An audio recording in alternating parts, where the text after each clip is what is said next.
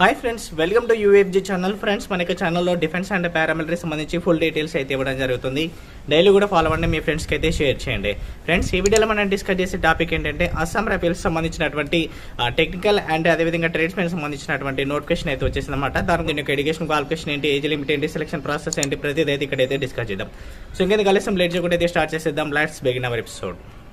UFJ app SSC GD, army, navy, air force, coast guard and వంటి ఉద్యోగాల కోసం UFJ app లో online coaching ఇవ్వడం జరుగుతుంది. ఈ కరోనా సమయంలో ఇంటి వద్దే ఉండి నీ ప్రిపరేషన్ మొదలుపెట్టు, నువ్వు అనుకున్న లక్ష్యాన్ని చేరుకో. ఫ్రెండ్స్, మీరు మీ ఫోన్లో కానీ పీసీలో కానీ క్రోమ్ బ్రౌజర్ ఓపెన్ చేయండి. ఓపెన్ చేశాక ufjus.com అనే వెబ్సైట్కి అయితే వచ్చేసేయండి.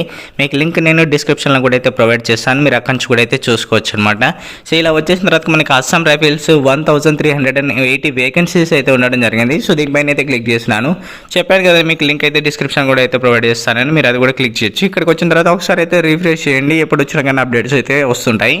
సో ఇక్కడ పైకి స్క్రోల్ చేశాక మనకి ఇక్కడ చూసినట్లయితే 1380 వేకెన్సీస్ అనమాట ఇది. సో ఇంపార్టెంట్ డేట్స్ అయితే చూద్దాము. యాక్చువల్గా ఇది ఇక్కడ చూసుకున్నట్లయితే మనకి షార్ట్ నోటిఫికేషన్లు ఏమన్నారంటే, మేము సెప్టెంబర్ 1 కల్లా అయితే మేమైతే ఒక బ్యాచ్ మొత్తం కూడా అయితే కంప్లీట్ చేసేస్తాము అని చెప్తున్నారు అనమాట వీళ్ళు. సో అప్పటి వరకు రిక్రూట్ అయితే చేసుకుంటారు. సో దాన్ని అంచనా వేసుకొని మనం ఎప్పటి వరకు రాబోతాయి ఎగ్జామ్స్ డేట్స్ ఇవన్నీ కూడా అయితే మనం చూసుకోవచ్చు అనమాట. స్టార్టింగ్ డేట్ కానీ ఆన్లైన్ అప్లికేషన్ది. సో ఆన్లైన్ అప్లికేషన్ అనేది స్టార్టింగ్ డేట్ వచ్చేసి ఏప్రిల్ 30 వరకు అనమాట. ప్రస్తుతం ఇప్పుడు తెలిసినటువంటి ఏదైతే డేట్స్ ప్రకారంగా అయితే చెప్తున్నాను. సో ఫర్దర్గా ఏమైనా అప్డేట్ అయితే మళ్ళీ నేను వాటి గురించి డిస్కస్ చేస్తాను మీతోటి, కాబట్టి ఇది గమనించాలి. అండ్ లాస్ట్ డేట్ వచ్చేసి మనకి 14th జూన్ అనమాట. సో అండ్ అదేవిధంగా దీని యొక్క పేమెంట్ కానీ ఎవరిని కూడా 14th జూన్ లాస్ట్ డేట్ ఉంటుంది. దీనికి ఎగ్జామినేషన్ డేట్ కానీ అడ్మిట్ కార్డ్ కానీ ఏమైనా అప్డేట్ వస్తే మళ్ళీ నేను చెప్తుంటాను. దీనికి అప్లికేషన్ ఫీజు అనమాట. ఇక్కడలో మనకి ఏంటంటే గ్రూప్ బి పోస్టులు అండ్ గ్రూప్ సి పోస్టులు అయితే ఉండడం జరిగింది. సో ఇక్కడ గ్రూప్ బిలో వచ్చేసి జనరల్ కానీ ఓబీసీ కానీ ఈడబ్ల్యూఎస్ వరకు వచ్చేసి 200 రూపీస్ అయితే ఉంటుంది. అండ్ ఇక్కడ ఎస్సీ కానీ ఎస్టీ కానీ ఫీమేల్ కానీ ఎక్స్ సర్వీస్ మెన్ క్యాండిడేట్స్ ఎవరైతే ఉంటారో వీళ్ళకి ₹1 కూడా అయితే ఉండదన్నమాట. ఫ్రీగానే అప్లికేషన్ అయితే చేసుకోవచ్చు. అండ్ నెక్స్ట్ గ్రూప్ సి పోస్టులలో చూసుకున్నట్లయితే సో ఇక్కడ జనరల్ కానీ ఓబీసీ కానీ ఈడబ్ల్యూఎస్ క్యాండిడేట్స్ ఎవరైతే ఉంటారో వీళ్ళకి ₹100 అయితే ఉంటుంది. అండ్ ఎస్సీ కానీ ఎస్టీ కానీ ఫీమేల్ క్యాండిడేట్స్ కానీ ఎక్స్ సర్వీస్ మెన్ క్యాండిడేట్స్ కానీ ఎవరైతే ఉంటారో వీళ్ళకైతే ఎటువంటి ఫీజు అయితే ఉండదన్నమాట. సో ఇక్కడ మనకి గ్రూప్ బి గ్రూప్ సి అన్నాం కదా, ఆ పోస్టులు ఏంటో కూడా అయితే ఇక్కడైతే చూసుకోవచ్చు మనము. ఇక్కడ పోస్ట్ నేమ్ అండ్ వేకెన్సీ ఉంది, అదేవిధంగా పోస్ట్ నేమ్ అండ్ వేకెన్సీ అయితే ఇవ్వడం జరిగింది. ఇక్కడ చూడండి, సో ఇక్కడ బ్రిడ్జ్ అదేవిధంగా రోడ్ వచ్చేసి ఇందులో male and female candidates try చేసుకోవచ్చు. దీనికి 17 వేకెన్సీస్ అయితే ఉన్నాయి. ఇది ఆల్ ఇండియా లెవెల్లో ఉన్నటువంటి నోటిఫికేషన్. ఇది మనకి ఏపీ తెలంగాణ ఓన్లీ కాదు. సో ఆల్ ఇండియా లెవెల్లో ట్రై చేస్తారు కాబట్టి మనం ఇంకొంచెం ఎక్కువగా ఫోకస్ చేయాలా, ఓకేనా. సో ఇక్కడైతే ప్రతిదీ అవుతుంది చూడండి. రిలీజియస్ టీచర్ అని, రేడియో మెకానిక్ అని, ల్యాబ్ అసిస్టెంట్ అని, అదేవిధంగా వెటర్నరీ ఫీల్డ్ అసిస్టెంట్ అని, అదేవిధంగా వాషర్మెన్ అని, అదేవిధంగా మనకి నెక్స్ట్ ఇంకా పక్కన ఇచ్చారు చూడండి క్లర్క్ అనేసి, అదేవిధంగా ఆపరేటర్ రేడియో అండ్ లైన్ అనేసి, అదేవిధంగా హార్మోనియర్ అనేసి, అదేవిధంగా నర్సింగ్ అసిస్టెంట్ అనేసి, అదేవిధంగా ఆయా సంబంధించినటువంటి ఇలా డిఫరెంట్ కేటగిరీలలో అయితే ఇవ్వడం జరిగిందనమాట. ఎక్కువగా వచ్చేసి ఆపరేటర్, రేడియో ఆపరేటర్ అండ్ లైన్లో ఎక్కువగా ఉన్నాయన్నమాట. తర్వాత వచ్చేసి మనకి క్లర్కులు ఎక్కువగా అయితే ఉండడం జరిగింది. క్లర్కులో male and female candidates try చేసుకోవచ్చు కాబట్టి ఫీమేల్ క్యాండిడేట్స్ కూడా అయితే అప్లికేషన్ చేసుకోవడానికి ట్రై చేయండి, ఓకేనా. ఇక్కడ ఎడ్యుకేషన్ క్వాలిఫికేషన్ అయితే చూడండి. సో ఇక్కడ చూడండి, ఫస్ట్ వచ్చేసి మనకి ఇందాక పైన డిస్కస్ చేసినటువంటి ఏదైతే కేటగిరీస్ పోస్టులు ఉన్నాయి చూసారా, సో వాటిని ఆధారంగా చేసుకొని మనకి ఎడ్యుకేషన్ క్వాలిఫికేషన్ ఉంటుంది. సో అన్నింటికి ఒకటి క్వాలిఫికేషన్ ఉండదు. సో పోస్టులను తగ్గట్టుగా అయితే ఉంటుంది అనమాట, ఓకేనా. సో ఇక్కడ చూడండి, బ్రిడ్జ్ అండ్ అదేవిధంగా రోడ్ అని ఉంది సారా. సో ఇందులో male and female candidates try చేసుకోవచ్చు. ఇక్కడ ఏం చెప్తున్నారంటే candidate should have passed matric or equivalent from a recognised board or university అంటున్నారు. సో ఇక్కడ మనకి 10th పాస్ అయి ఉండాలి. నెక్స్ట్ ఆప్షన్ చూడండి, you have must diploma in civil engineering from a recognised board and university అని ఉన్నారు. So ఏదేమైనప్పటికీ మనకైతే ఇక్కడైతే డిప్లొమా చేసి ఉండాలి ఖచ్చితంగా అని చెప్తున్నారు ఈ పోస్ట్కి, ఓకేనా. నెక్స్ట్ వచ్చేసి క్లర్క్ అనమాట. క్లర్క్లో కూడా male and female candidates try చేసుకోవచ్చు. ఇక్కడ వచ్చేసి మనకి ఏం చెప్తున్నారంటే మనకి 10+2 పాస్ అయి ఉండాలని చెప్తున్నారన్నమాట, ఓకే. ఇంటర్మీడియట్ చేసి ఉండాలి. అండ్ అదేవిధంగా స్కిల్ టెస్ట్ అయితే చేస్తారన్నమాట, కంప్యూటర్ సంబంధించింది. అది ఎట్లా అంటే మనకి ఇక్కడ చూడండి, ఇంగ్లీష్లో వచ్చేసి 35 వర్డ్స్ పర్ మినిట్ అనమాట. అదేవిధంగా హిందీలో వచ్చేసి 30 వర్డ్స్ పర్ మినిట్లో ఏదైతే అది మనము ఏది ఎక్స్పర్ట్ అయితే మనం దానిని చూస్ చేసుకోవచ్చు మనం. సో ఆ విధంగా మనకైతే టైపింగ్ అయితే రావాలి అని చెప్తున్నారన్నమాట. ఇంటర్మీడియట్ పాస్ అయి ఉండి ఆ టైపింగ్ వస్తే మనం అయితే క్లర్క్కి అయితే అప్లికేషన్ అయితే చేసుకోవచ్చు. టైపింగ్ అనేది మీకు ఎప్పటికీ యూజ్ అవుతుంది కాబట్టి మీరు ఎప్పటికైనా నేర్చుకొని పెట్టండి. అండ్ నెక్స్ట్ వచ్చేసి రిలీజియస్ టీచర్ ఉంది చూసారా. టీచర్స్ వచ్చేసి మనకి ఏంటంటే ఇది ఖచ్చితంగా మనకి ఏమేం చెప్తున్నారంటే మనం ఏదైతే గ్రాడ్యుయేట్ చేసి ఉన్నాయి ఒక సబ్జెక్ట్ అయితే మనం అయితే ఎక్స్పర్ట్ అయితే ఉండాలన్నమాట. ఓకేనా.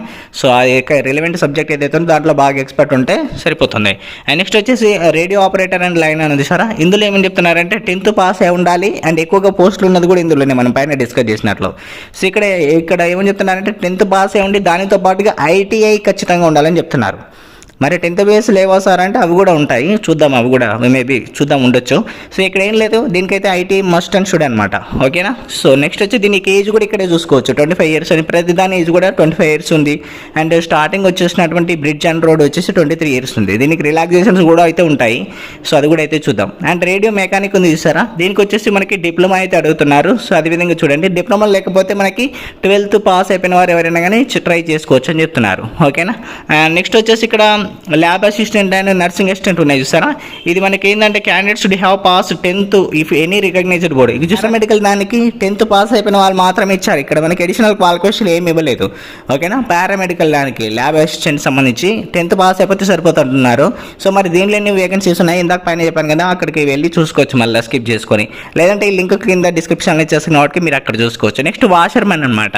దీనికి కూడా లీస్ట్ 10th పాస్ అయిపోతే సరిపోతుందని చెప్తున్నారు. 25 years ఏజ్ అనమాట, అదే కేటగిరీ అయినా కానీ.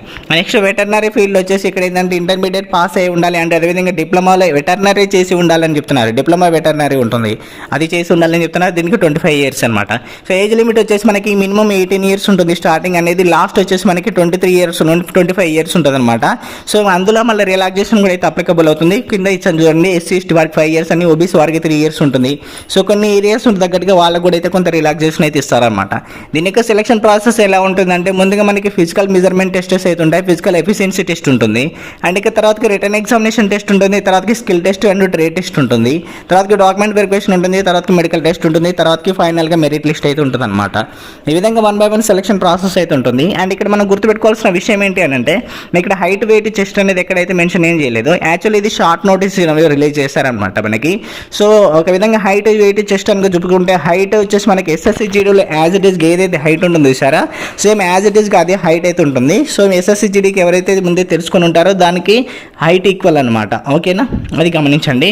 సో ఇక్కడ దీనికి సంబంధించినటువంటి నోటిఫికేషన్ లింక్ కూడా అయితే నేనైతే డిస్క్రిప్షన్లో ఇచ్చేస్తాను, మీరు అది కూడా అయితే ఒకసారి అయితే చెక్ చేసుకోవచ్చు. ఓకేనా. సో ఇంకా మీకు ఏమైనా డౌట్స్ ఉంటే నా కామెంట్లో పెట్టండి, నేను ప్రతిదీ కూడా అయితే మీకైతే సో క్లారిఫై విధంగానే ఇప్పటివరకు నాకు తెలిసిన ప్రతిదీ అయితే చెప్పాను. సో ఇక నోటిఫికేషన్ అనేది ఖచ్చితంగా ఎప్పుడు రిలీజ్ అవుతుంది ఏంటి అనే దాని గురించి మళ్ళీ మీకు అయితే అప్డేట్ అయితే ఇస్తాను అనమాట. సో ఇక్కడ చెప్పాను కదా డేట్ ఏదైతే ఉంది చూసారా, ఇది మనం ఏంటంటే మనం నెక్స్ట్ టైం బ్యాచ్ స్టార్ట్ అవుతుంది సెప్టెంబర్లో కాబట్టి, September 1st స్టార్ట్ అవుతుంది కాబట్టి మనము ఏప్రిల్ నుండి మనం అయితే ఒక అంచనా ప్రకారం అయితే వేసి చెప్పడం జరుగుతుంది ఈ యొక్క డేట్స్ అన్నీ కూడాను. ఓకేనా. సో కాబట్టి ఇంకేమైనా అప్డేట్స్ వస్తే నేను ప్రతిదీ అయితే చెప్తుంటాను. ఒకసారి ఏదైనా చెప్పానంటే దాని గురించి ఖచ్చితంగా అయితే ఏది కూడా వదిలేదు లేదనమాట. ఓకేనా. అన్ని ఏ అప్డేట్ వచ్చినా కానీ చెప్తుంటాను. వీళ్ళు ఒక నోటిఫికేషన్లో షార్ట్ నోటిఫికేషన్ ఇంకోటి కూడా అయితే మెన్షన్ చేశారు.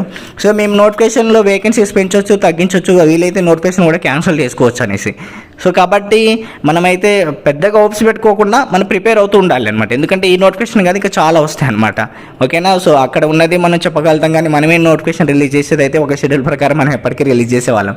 సో అది కాదు కదా మనం. సో అక్కడ నుంచి పైనుంచి వాళ్ళ నోటిఫికేషన్ రిలీజ్ చేసి మనం చెప్పడం మన బాధ్యత. మీరు దానికి ట్రై చేయడం అనేది మీ బాధ్యత. జాబ్ రావడం తెచ్చుకోవడం అనేది మన ప్రిపరేషన్లో ఉంటుంది.